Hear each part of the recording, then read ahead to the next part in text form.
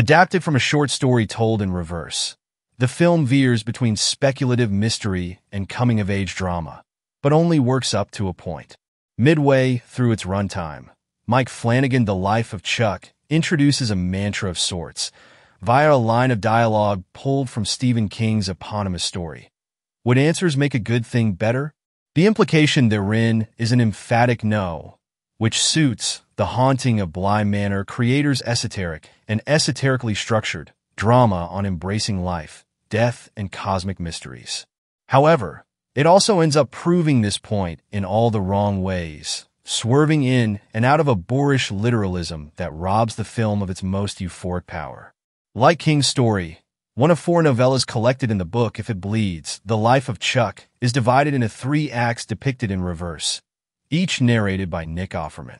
It kicks off with Act 3, which tells of the world falling apart from the perspective of a small American town. The internet has been on the fritz for months and is on the verge of blacking out along with TV and cell service. Meanwhile, climate change has ravaged nearly every country. California has all but drifted into the Pacific, and suicide rates have skyrocketed, which leaves local Dr. Felicia, Karen Gillan, trying to keep her head above water.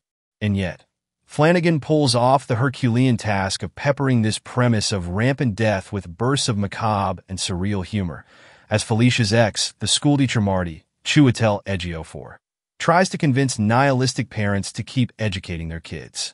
The most frequent topics of conversation in this town include the latest catastrophic news bites and people asking one another about the curious billboards they've seen.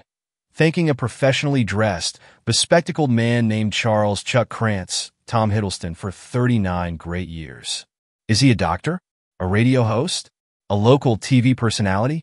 No one seems to know, but this is just one of many questions plaguing the movie's characters. And by this point, the audience, who will no doubt be wondering how this apocalypse came to be. However, The Life of Chuck is in no rush to provide linear answers, at least not at first. Instead, it presents thoughtful conversations between Felicia and Marty, who ruminate on not just the state of the world, but the very existence of humanity, now that society may be taking its last breath.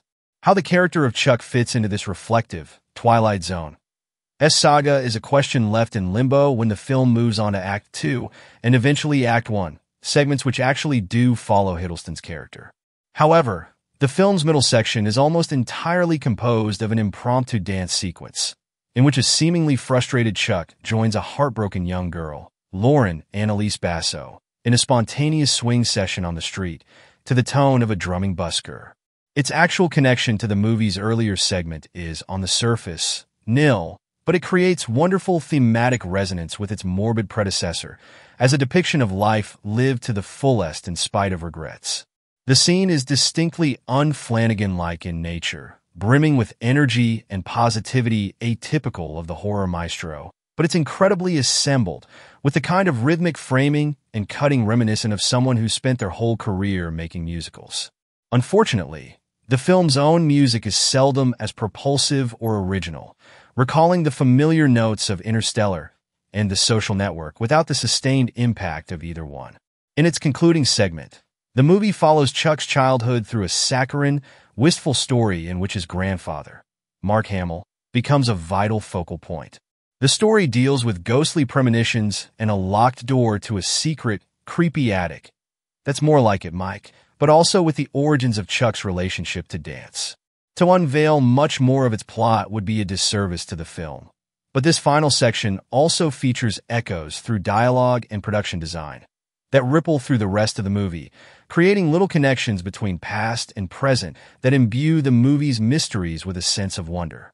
Unfortunately, as it builds in this poetic fashion, The Life of Chuck also drops its other shoe and inelegantly explains its previously mysterious connections between Chuck and the likes of Felicia and Marty. Where hints and fleeting implications might have sufficed, the movie proceeds to keep cutting away from its coming-of-age story to details that further emphasize its highly mechanical and literal-minded reveals, which slowly begin to consume the movie's larger themes.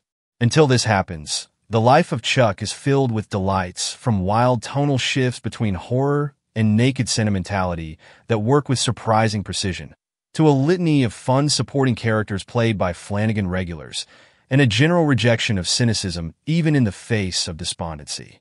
But any romantic notions the film might have are swiftly undone when it starts to explain the disappointing method behind its sleight of hand, until this explanation becomes the magic trick itself. Thanks for watching.